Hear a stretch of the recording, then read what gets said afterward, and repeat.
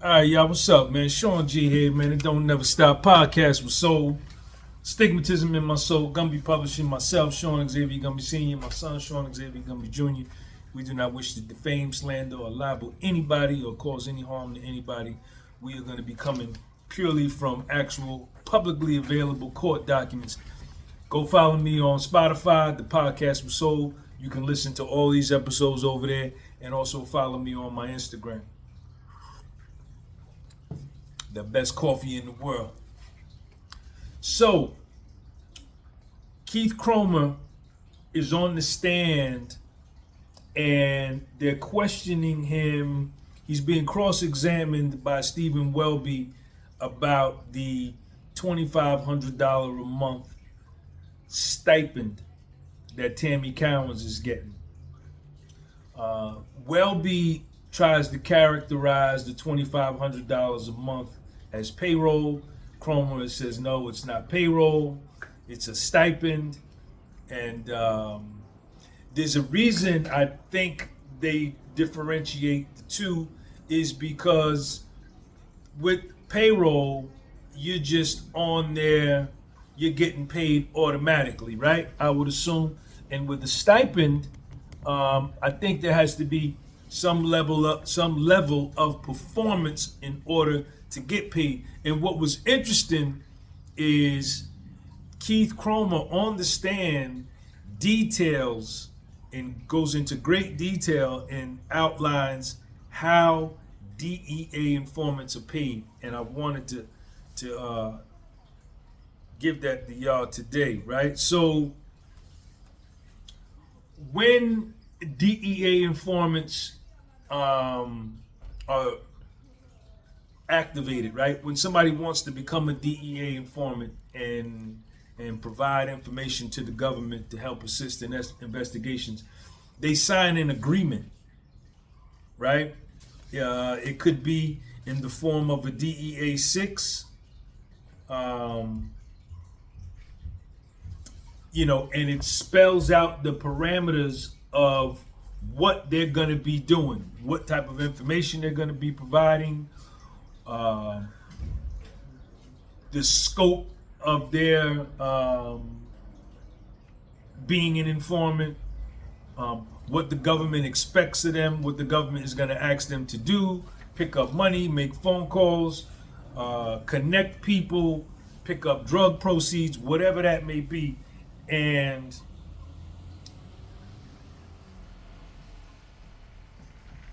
what Keith CROMER Welby is asking him, does the amount of the payment, does the amount of the stipend have to be commensurate with the information given by the informant?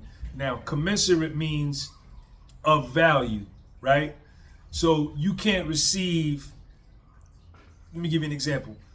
You can't receive a $10,000 payment and then you just say, yo, they sell drugs in the Bronx, right? Okay, obviously we know that's true, right? But that's not actionable information, right? Now, if you said, now, I know this dude on XYZ Street in apartment 7, he's selling 10,000 bricks of heroin a day. His name is such and such. He lives at such and such. This is the car he drives. He's selling it. If you're giving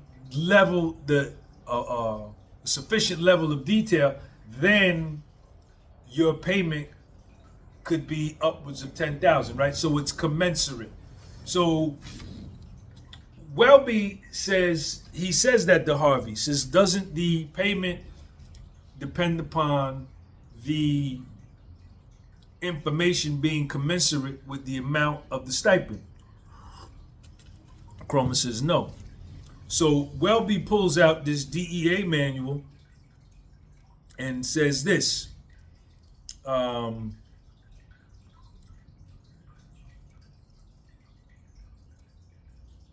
the general policies domestic,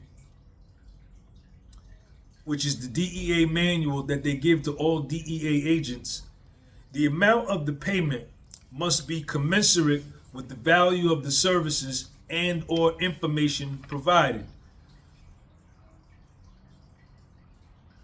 And then he says to CROMER, you can't just pay somebody $2,500 a month. And Keith CROMER says, yes, you can, right? Now, this is where CROMER goes into great detail, right? Welby asks him. CROMER says, yes, you can. Welby, how would that be commensurate with the work that they provided if you don't even know what they are going to provide? CROMER points to Welby and says, do you see subsection B, subsection 2? Excuse me, do you see section B, subsection 2? The amount of the actual or potential seizure, the target individual, organization, or operation, the significance of the contribution made by the informant, the reason inherently working and providing and cooperating with the government inherently takes a risk. You assess each person, what the potential they can do, and it's given for a multitude of reasons. Number one, it gives the informant a financial incentive to provide real-time, accurate information. Number two, it gives them a sense of that I don't have to be pressured to do something stupid because the informant needs money. Number three, Keith CROMER, if we as an agency need something done, a money pickup, a meeting with someone, make phone calls, identify a location for us that they had knowledge of, then they would do it because that's what they are given a stipend for. So that is CROMER laying out what it takes, what the parameters and scope to become a DEA informant consists of. Then they go into, how do you pay? Okay? The payments began, they have to document it, and the documentation has to get signed off on. If it's a task force officer or a special agent, they have to write out documentation saying what it is the informant did. It gets signed off by Keith CROMER, and then Keith CROMER takes it to his supervisor, and he gets a sign off from him, and then they submit that to the people that pay, and this is how these people are paid. The paperwork that is documented every month, the paperwork to pay them is documented at the time each month when they are paid.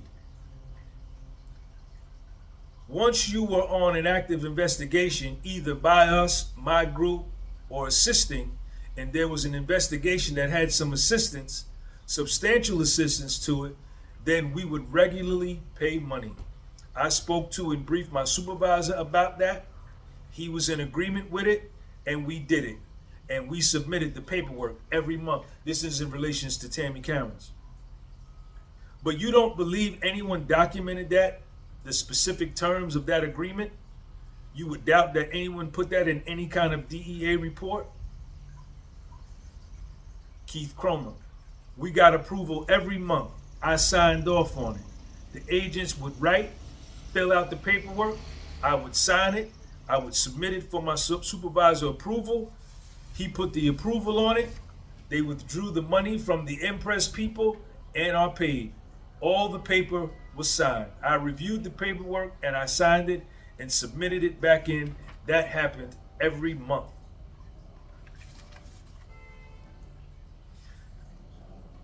And they talk about Tammy COWINS already having an agreement. So Keith CROMER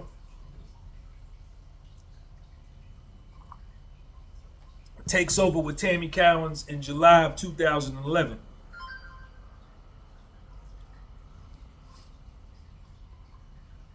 And Welby asks him, did you document the agreement to pay Tammy Cowins on a monthly basis $2,500 each month with the DEA?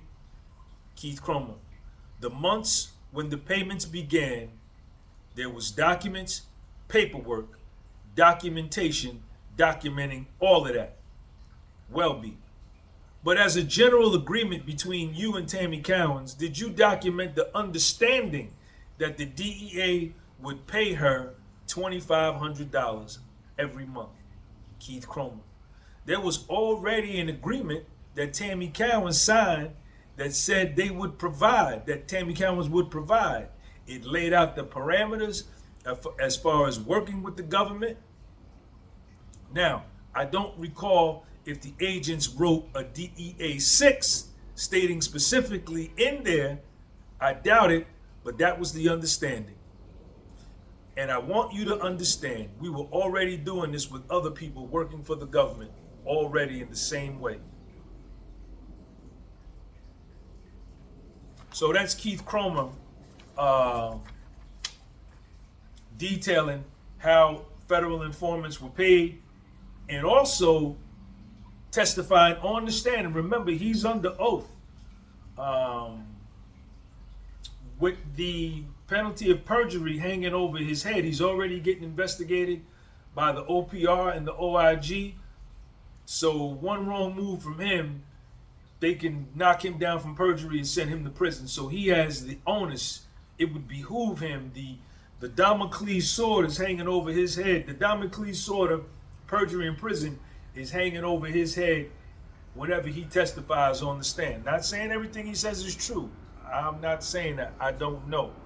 But just adding some color to the situation. But he says there was already an agreement in place with Tammy Cowins.